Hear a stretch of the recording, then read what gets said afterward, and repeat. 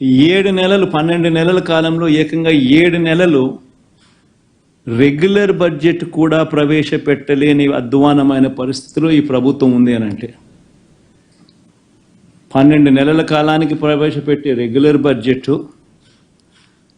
ప్రవేశపెట్టాల్సింది పోయి ఆ 12 నెలల కాలానికి సంబంధించిన కాల వ్యవధిలో ఏకంగా 7 నెలలు ఓట్ ఆన్ అకౌంట్ బడ్జెట్ మాత్రమే ప్రవేశపెట్టే అధ్వానమైన పరిస్థితిలో ఈరోజు రాష్ట్రం ఉంది అని అంటే రెగ్యులర్ బడ్జెట్ ప్రవేశపెట్టే ధైర్యం కూడా చంద్రబాబు నాయుడు గారికి లేదు అని అంటే ఎంతటి దారుణమైన పాలన సాగుతా ఉంది అని చెప్పడానికి ఇదొక గొప్ప నిదర్శన. నిజంగా రెగ్యులర్ బడ్జెట్ అంటూ తాను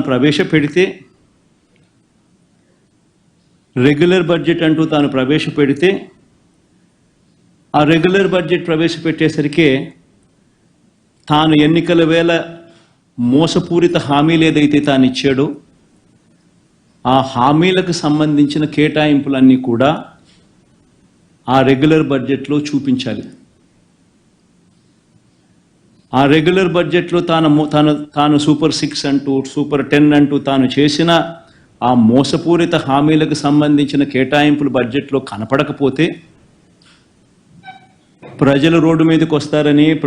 ప్రజలు గలం విప్పుతారని అని చెప్పి ఏకంగా ఆ పరిస్థితి రాకూడదు అని తాను రెగ్యులర్ బడ్జెట్ ప్రవేశపెడితే ఆ రెగ్యులర్ బడ్జెట్లో volume 6 volume 5 which talks about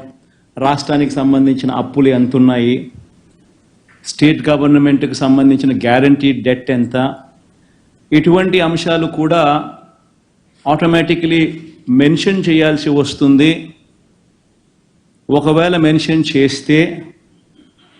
తాను అబద్ధాలు చెప్తా ఉండేటివన్నీ కూడా ప్రజలకు తెలిసిపోతుంది అని అది కూడా చేయలేని అని కూడా ఇంకొక కారణంతో ఏకంగా రెగ్యులర్ బడ్జెటే ప్రవేశపెట్టుకోకుండా చంద్రబాబు నాయుడు గారు దాటవేస్తా ఉన్న ధోరణి. మనం ఏ మాటలైతే చెప్పామో, ఏ హామీలైతే ఇచ్చామో సూపర్ 6లో చెప్పినట్టు కూడా అమలు చేసి అటు ఎన్డీఏ సపోర్ట్ కూడా తీసుకుని ఇటు మనం కూడా కష్టపడి పనిచేసి మనం ఇచ్చిన మాట నిలబెట్టుకోవడానికి ముందుకు పోవాల్సిందిగా నేను మిమ్మల్ని అందరూ కోరుకుంటూ, నేనేదో ఈ ప్రజెంటేషన్ అంతా ఇచ్చానంటే కష్టాలు తెలియాలి, భవిష్యత్తుకు ఏం కావాలని ఆలోచించాలి, అదే సమయంలో ఎంత అన్యాయం చేశారో ఎంత దుర్మార్గం చేశారో చెప్పడమే కాకుండా మళ్ళీ ఒక భరోసా ఇవ్వాలనే ఉద్దేశంతోనే నేను ఈ వైట్ పేపర్లు పెట్టాను. ఇది అయిన తర్వాత 2 నెలల్లో బడ్జెట్తో వస్తాం. ఆ బడ్జెట్ అప్పుడు మీ అందరూ ఆలోచనలు తీసుకుంటాం. ఫైనల్గా అందరినీ ఒకటే కోరుతున్నాం, మేము ఈ నియోజకవర్గాల్లో ప్రజా చైతన్యానికి శ్రీకారం చుట్టండి.